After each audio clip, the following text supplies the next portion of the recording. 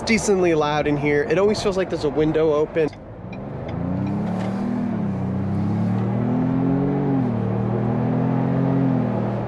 $35,000 interior in here, and it's not as impressive as it's made out to be, and I just think I'm not the target audience. But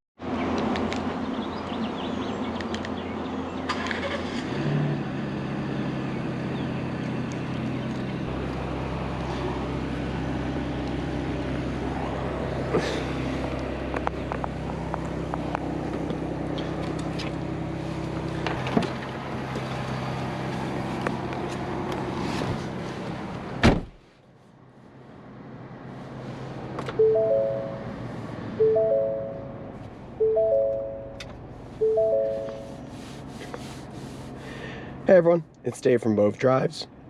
Today we're taking a look at the Ford Bronco and how it handles a daily commute. So a couple weeks ago we just had the Jeep Wrangler, and I want to do kind of a comparison, but also, you know, dedicated video on this Bronco for commuting. So let's get into the specs. This is 2023 Ford Bronco Outer Banks. This has the Sasquatch package, has the 300 horsepower, 2.3 liter turbocharged 4-cylinder EcoBoost engine, made as a 10-speed automatic, and selectable 4-wheel drive modes. So let's just do a quick walk around, and then we'll talk about, you know, the interior, some features that this has over the Wrangler, and you know, kind of give my thoughts on both vehicles and impressions as we take it on to my commute. We're joined by buddy Milo, who needs to be dropped off to daycare very shortly. I'll be doing a full review on this Bronco and talk more about the specs, but yeah, Outer Banks, kind of like the mid-trim with some of the more luxurious features. We do have the Sasquatch package, which includes these 17-inch alloy wheels, 33-inch mud terrain tires, a lift, and Bilstein shocks. So it's a very dedicated off-road package that also includes locking front and rear differentials. So because we have the soft top, it's very difficult to take the this part of the hatch off, but we do have access to a lot of the storage underneath. Back seats, if you need to shuttle some people around at the office. Pretty spacious back here. Sitting behind myself at 5'10". Loads of headroom with the soft top. Plenty of room to stretch my legs out. We do have window controls and some USBs, but no fence in the rear. It is definitely a stadium seating, but you can definitely shuttle, you know, two colleagues, maybe three back here if one of them could fit in the middle. But yeah, plenty of headroom, not too bad back here.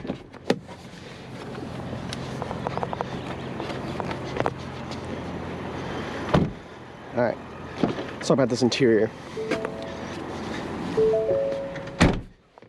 So this Outer Banks is equipped with the Luxe package, which I believe is an option that gives us wireless Apple CarPlay, wireless charging, a bunch of you know, upgraded infotainment screen, some more safety features, a nice touch-up interior with leather seats. I do like this contrast with the gray and the blue, very nice. Overall though, for a $65,000 car, the design is very elegant and modern for an off-road focused car. Lots of little tidbits here and there, nice grab handles with a grippy plastic or like a grippy material on them. But there are some cheap materials when you get real low. Lots of scratchy plastics, which is fine in a car that's meant to have the doors taken off and go off-road, but it's a little bit ridiculous what they're charging for these. We do get a digital gauge cluster, we get adaptive cruise control, lane keeping assist. Talk more about that on the drive. This vehicle averages 18 mpg in the city, 17 on the highway, takes regular fuel. Even though premium is recommended, it shouldn't be able to run both easily. We're averaging about 16 mpg so far on the trip I've driven, only 20 miles. Yeah, other than that though, very functional interior. Whole bunch of physical controls for your climate, heated seats, heated steering wheel, as well as your infotainment controls, a camera button to bring up your reverse and 360 camera or your forward facing camera. And other than that, two cup holders, lots of storage, Window controls in the center. I can get pretty comfortable in the seating position at 5'10". Pretty good visibility overall. And the steering wheel gets right up to my chest where I like it. I do really like this steering wheel. I kind of like this, you know, the way it's designed and stuff, the way it kind of, you know, isn't just a traditional circle or just a square. It's kind of got some angles to it. The leather feels okay. Shifter, a little cheap. But other than that, I say we get this on the road.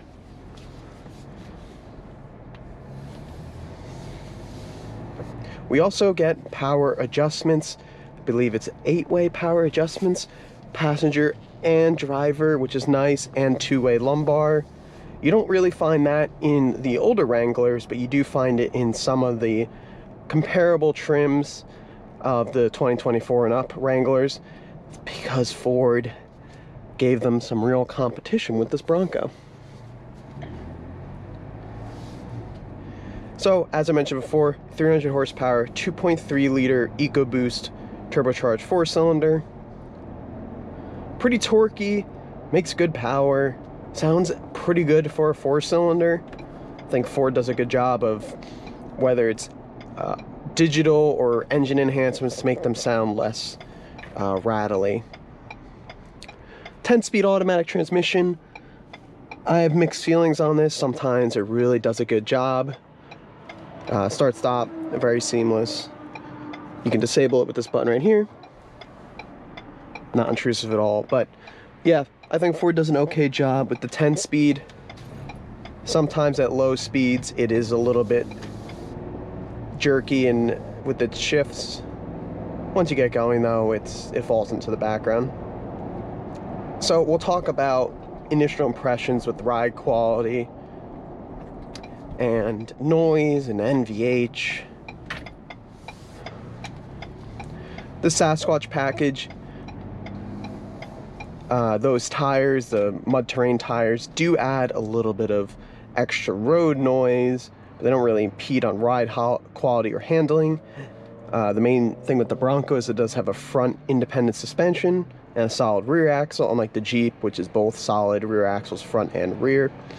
So essentially that allows for a little bit better road handling dynamics, turning, loading up of the front, under power, off power, all that stuff. So dynamically, I do like this Bronco more, but in terms of your commute, it's kind of a toss-up between this and the Wrangler. But I will say that the Bilstein dampers, this lift, the mud terrain tires, they don't benefit the car in terms of their on-road performance, of course, because they're dedicated off-road packages. But over large bumps and road imperfections, especially like we have out here in Pennsylvania, it really intrudes into the cabin, into your spine. And it's just not a pleasant ride experience. I'm a little disappointed in that. Kind of going more over the NVH. This is a giant box going down the road, body on frame SUV, so you're going to get a lot of road and wind noise. The soft top is not doing any favors. It gets pretty noisy, like above 40 miles an hour. It's quite unbearable, but that's kind of the mission of these soft tops, is to be taken off and enjoyed the open air. You also get a lot of rattles that you can hear over bumps, rattles here, there, everywhere on this soft top. Whether that's a Ford quality issue or a soft top specific issue, I do think the hard top would be better. And take a listen to the NVH. Let me know your thoughts.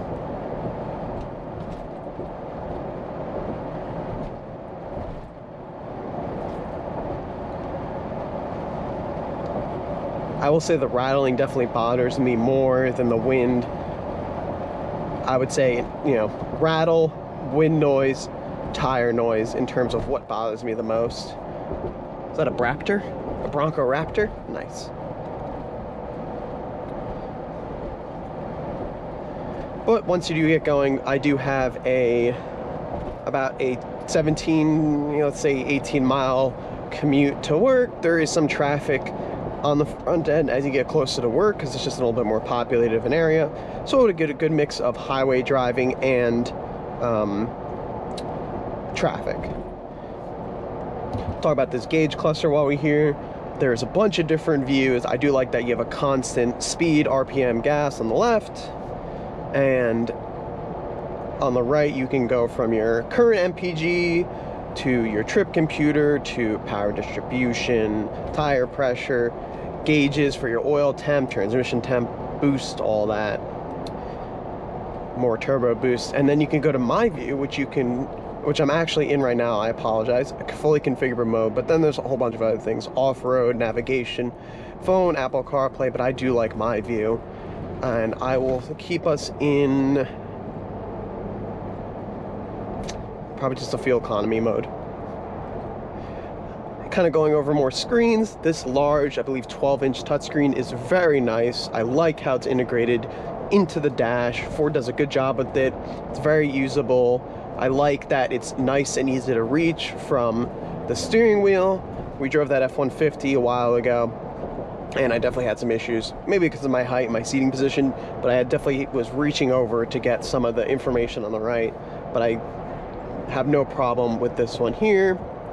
Very intuitive. Once you get everything set, you don't really need to dive into the menus, and you get a constant Apple CarPlay button.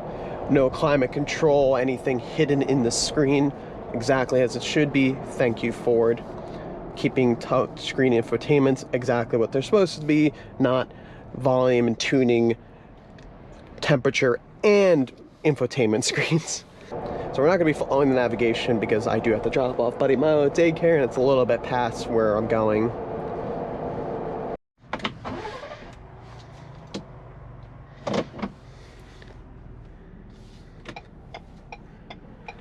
Alright, so the Mr. Milo has been dropped off. Let's continue on our commute. Apple CarPlay, everything boots up very nicely, very smoothly. Turn off auto start stop. Let this person go. Continue to talk about this Bronco. So I mentioned some things I don't like about the for commuting. First thing is the wind noise from the soft top. Definitely would go for a hard top if I ordered one of these. Even though it is nice to be able to open the top up and enjoy the summer, but I just think every day would get very old. Ride quality is not the best. I don't know if it's a Sasquatch package. Maybe I'll give it a try of like a standard Bronco without all the off-road capabilities. So those are the two main things.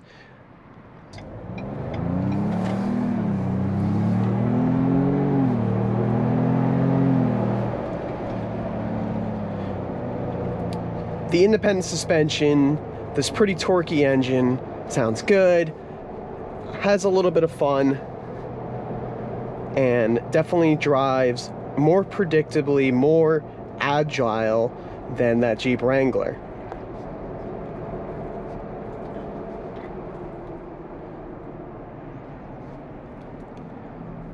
So now we're approaching some highway, be able to get up to speed hopefully, but also be able to take a look at some of the traffic and see how this performs, listen to the NVH, talk more about, the kind of the jerkiness that I am sensing from this transmission. It's not a bad transmission, don't get me wrong. Ford's 10 speeds have gotten better over time. Keep it a normal, not gonna go sporty. Not a ton of highway to take advantage of.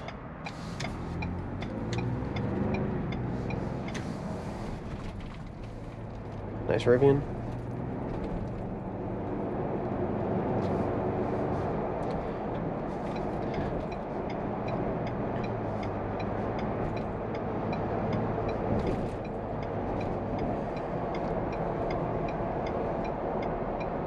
Getting behind this Infinity. Never mind.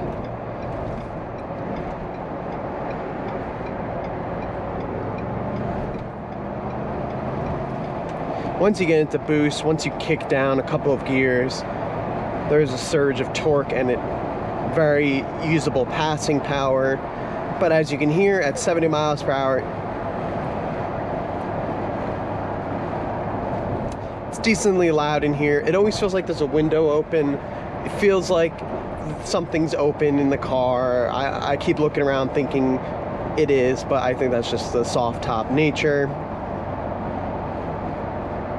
We do have adaptive cruise control. We have lane keep. The lane keep is kind of useless. I thought it was like a lane centering system. We do have some gap adjustment and all that stuff over here. So we'll set it to 65.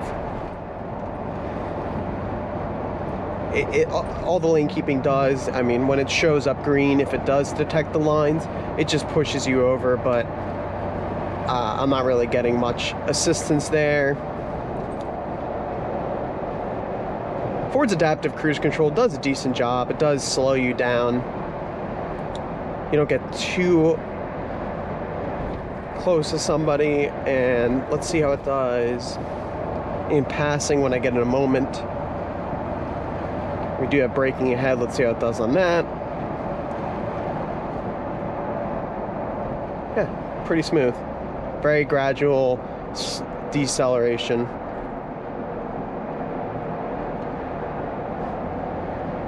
Pretty smooth getting back up to speed. Yeah, it's a good system. It's like a $35,000 interior in here, and you know, a lot of it is the brand name, but also it's just, you know, the price for cars has gotten ridiculously expensive, and the demand for these Broncos, people want to buy them. They want these off-road, soft-road, whatever, you know, appearance that they're wilderness people, and there are people that definitely take their Broncos and Jeeps off-road. But I just think the demand and just, you know, the way these manufacturers are pricing their cars, it's not really a value-oriented proposition. Even used ones aren't really going much less than new. And with a new, you definitely get the options that you want. So with that being said, hope everyone enjoyed the video. I'm about 5 minutes out from work. There's really not much to it. Overall, this trip took about 35, 40 minutes with drop-off buddy, so it's not too bad of a drive. I definitely am, you know, just middle of the range feelings of this Bronco. I was more excited to drive it, and now that I'm driving it, it's just, you know, I think it's just not as impressive as it's made out to be, and I just think I'm not the target audience. But let me know your thoughts. What do you think of the Bronco? Do you own one? Which one do you desire? Would you go batshit crazy with the Bronco Raptor, or do you want like the base Bronco with, you know, just the bare minimum equipment for off-roading? Let me know your thoughts in the comments. This is Dave from POV Drives, and I'll see you on the next one.